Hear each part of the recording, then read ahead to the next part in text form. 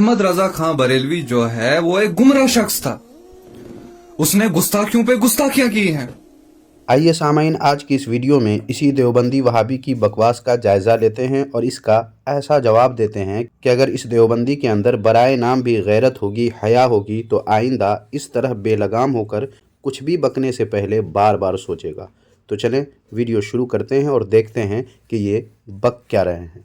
बातिल करद करेंगे हम हैं बरेली वाले। इमाम अहले सुन्नत आला हज़रत इमाम अहमद रज़ा ख़ां हनफ़ी क़ादरी बरेलवी रहमतुल्लाह अलैह के ख़िलाफ़ बकवासात करने वालों की हैसियत आला हज़रत अलैहिर्रहमा के मुकाबले में कैसी होती है, इसकी बेहतरीन मिसाल ये वीडियो है कि आला हज़रत अलैहिर्रहमा की खुदादाद अज़मत व शान के आगे आपके हासिद व मुखालिफ की हैसियत ये होती है और उनका हाल ये होता है। फिर भी कुछ देवबंदियों वहाबियों के दिलों में आला हज़रत अलैहिर्रहमा के ख़िलाफ़ ऐसी खुबासत भरी होती है कि जिसका इजहार ये लोग जब तक न कर लें इनको बेचैनी रहती है। इसलिए ये लोग गाहे बगाहे अपनी बेचैनी के इजहार के लिए जो करते हैं, उसकी एक मिसाल के लिए इस वीडियो को मुलाहिज़ा फरमाएं। अपने कुरान के तर्जुमे में अहमद रजा खां बरेलवी लिखता है, गज़वाए उहद और गज़वाए बदर के हवाले से उन्होंने मतलब में लिखा है कि वहां पे साहबा ने नामर्दी दिखाई। नामर्द किसको कहा जाता है? नामर्दी दिखाई। जो मेरे साहबा को नामर्द कहे, क्या उस पर कुफर के फतवे और गुमराही के फतवे नहीं लगते? यह है अहमद रजा खां बरेलवी की हकीकत। वो गुमराह था खुद भी, उसने गुस्ताखियां की है और उसके पीछे चलने वाले ये आज ये लोग भी गुमराह हैं।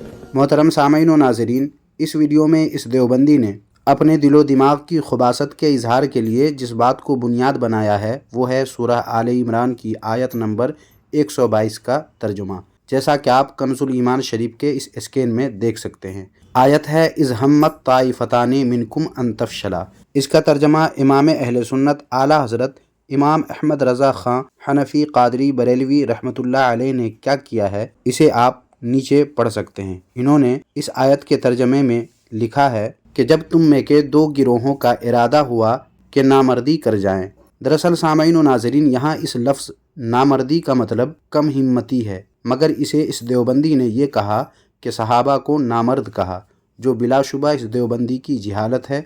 लेकिन देवबंदी वो फ़िरका है जिसको जब तक घर का आईना इन्हें न दिखा दें इनकी बेचैनी ख़त्म नहीं होती है। इसलिए पहले मैं इनके घर का आईना दिखा देता हूँ ताकि वही फतवा जो इस देवबंदी ने आला हज़रत अलैहिर्रहमा के तर्जमे पर लगाया है अपने मौलवियों पर भी लगाकर अपने इंसाफ पसंद और आदिल होने का सबूत दें। मोहतरम सामाईन व नाज़रीन, सबसे पहले आप ये देखें तफसीर उस्मानी और सूरह आले इमरान की इसी आयत का तर्जमा देखें। देवबंदियों के शेखुल हुनूद जनाब महमूदुल हसन ने क्या किया है। लिखते हैं कि जब कस्द किया दो फ़िरक़ों ने तुम में से कि नामर्दी करें। कहाँ हो देवबंदी, इस पर भी ज़रा वही बकवास करो जो आला हज़रत अलैहिर्रहमा पर तुम कर रहे थे। अब सामाईन दूसरा हवाला देखें, यह है मारिफुल कुरान। इसमें भी इस आयत का जो तर्जमा किया है जनाब इदरीस कांधलवी देवबंदी ने, देखें वो क्या लिखा है। लिखा है कि जब कस्द किया दो फ़िरक़ों ने तुम में कि नामर्दी करें। आओ देवबंदी, इस पर भी बक कर दिखाओ वही कुछ जो तुम आला हज़रत अलैहिर्रहमा पर बक रहे थे। चलें सामाईन, अब तीसरा हवाला भी देख लें। इसका नाम भी मारिफुल कुरान ही है। इसमें भी इसी आयत का तर्जमा जनाब शफ़ी देवबंदी ने जो किया है वो आप ख़ुद भी देख सकते हैं। ये जनाब लिखते हैं कि जब कस्द किया दो फ़िरक़ों ने तुम में से कि नामर्दी करें। तो क्या ख़याल है देवबंदी, इस पर भी भौंकेंगे आप? खैर सामाईन, अब चौथा और आखिरी हवाला देखें। यह है मुज़ह कुरान। इसमें भी इस आयत का तर्जमा हज़रत शाह अब्दुल क़ादिर साहब ने भी वही किया है। देखें, लिखा है कि जब कस्द किया दो फ़िरक़ों ने तुम में कि नामर्दी करें।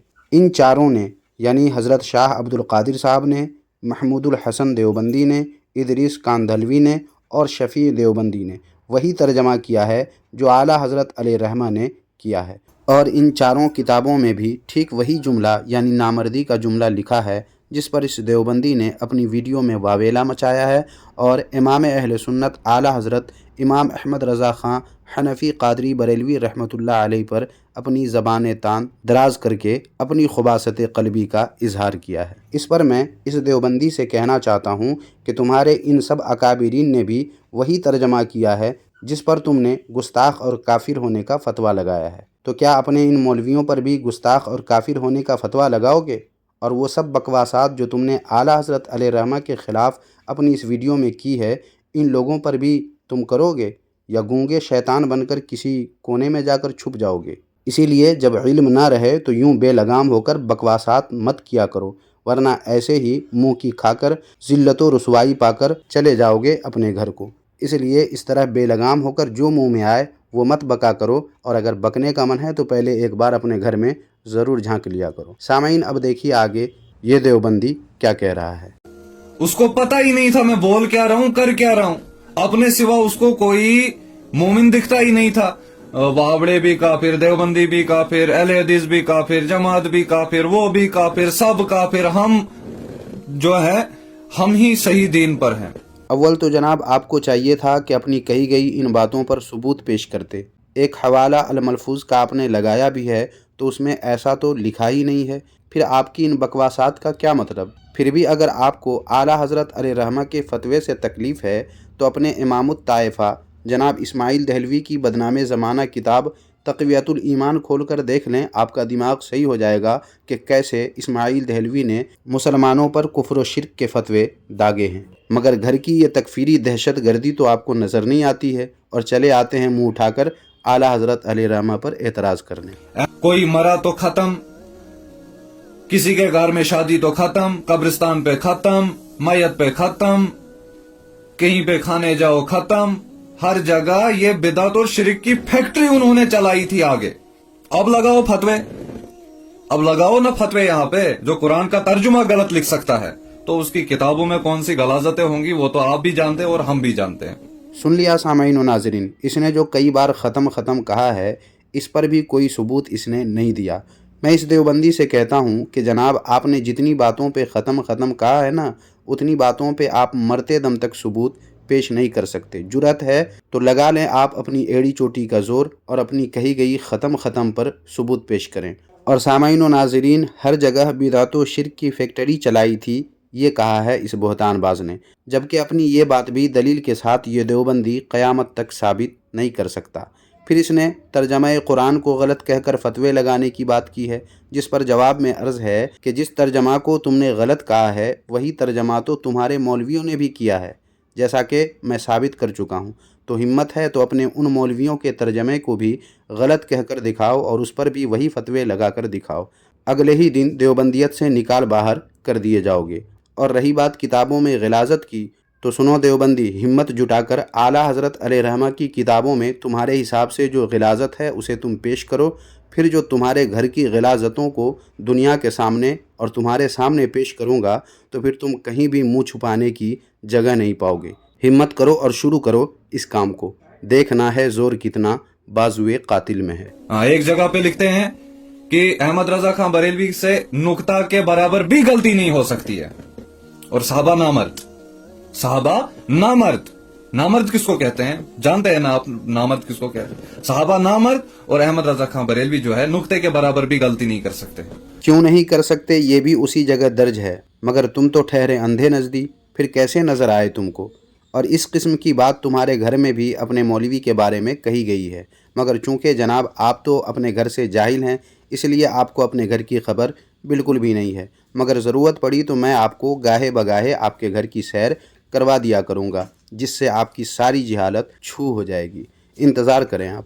اور احمد رضا خان بریلوی کے پیچھے جو اس وقت بہت ساری امت کی تعداد جو ہے جہنم کی طرف جا رہی ہے، اور جو عالم دین ہے وہ خاموش ہیں۔